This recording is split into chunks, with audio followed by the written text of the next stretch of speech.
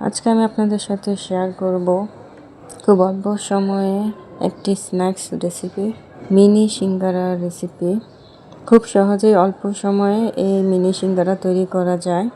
চলুন রেসিপিটি শুরু করা যাক। প্রথমে আমি একটি মিক্সিং বোলে নিয়ে নিয়েছি ম্যাশ করা সিদ্ধ আলু, দিয়ে দিয়েছি পেঁয়াজ কুচি, কাঁচামরিচ কুচি, ধনেপাতা কুচি, সাদা গোলমরিচের গুঁড়া, কালো গোলমরিচের গুঁড়া, গরম মশলার গুঁড়া, স্বাদ মতো লবণ, চিলি ফ্লেক্স।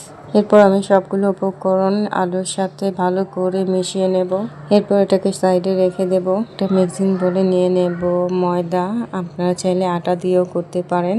আমি এখানে 3 কাপ ময়দা নিয়ে নিয়েছি। দিয়েছি স্বাদ মতো লবণ, 3 টেবিল চামচের মতো রান্নার রেগুলার তেল। এরপর হাত দিয়ে ভালোভাবে মিশিয়ে নেব।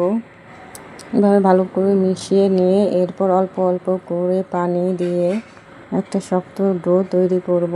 পানি একবারে দেওয়া যাবে না, একটু একটু করে দিতে হবে, নইলে ডোটা পারফেক্ট হবে না। এখানে পানির পরিমাণ পারফেক্টলি বলা যাবে না, কারণ সব আটা ময়দার শোষণ ক্ষমতা এক না। দেখুন আমার ডোটা রেডি। এখন আমি উপরে সামান্য তেল দিয়ে ঢেকে রাখবো, রেস্টে রেখে দেব 30 মিনিটের মতো। এরপর এখান থেকে লেচি কেটে আমি রুটি বেলে নেব। রুটিটা একটু মোটা করে করতে হবে, পাতলা করা যাবে না।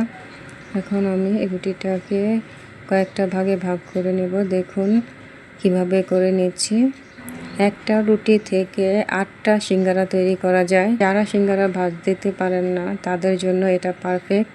এটা যে কেউ করতে পারবে। এখন আমি প্রতিটা ভাগের মধ্যে আলুর পুর দিয়ে দিলাম। এরপর সাইডে একটু পানি দিয়ে দিলাম, যাতে সিঙ্গারাগুলো খুব ভালোভাবে সিল হয়।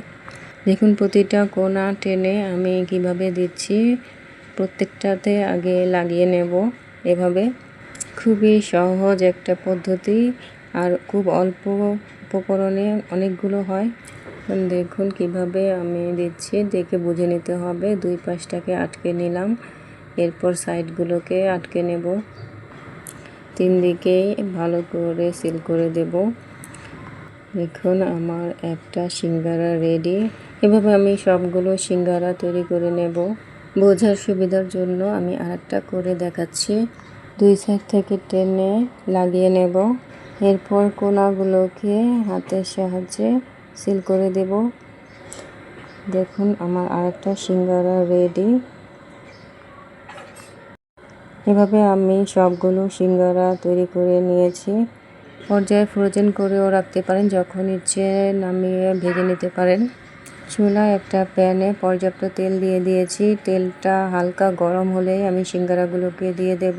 খুব বেশি গরম তেলে দেয়া যাবে না, সিঙ্গারা খুব অল্প আছে ধীরে ধীরে সময় নিয়ে ভাজতে হয়, তবেই ক্রিস্পি হবে আর অনেক সুস্বাদু হবে। একসাথে অনেকগুলোই ভাজা যায়।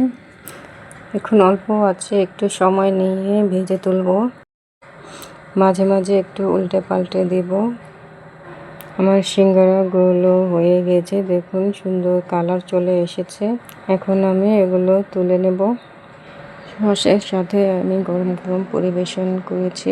দেখুন কতটা সুন্দর হয়েছে। একটা আমি ভেঙে দেখাচ্ছি কতটা মুচমুচে আর ভিতরটা কতটা সুন্দর হয়েছে। বিকেলের নাস্তায় এটা একটা পারফেক্ট রেসিপি।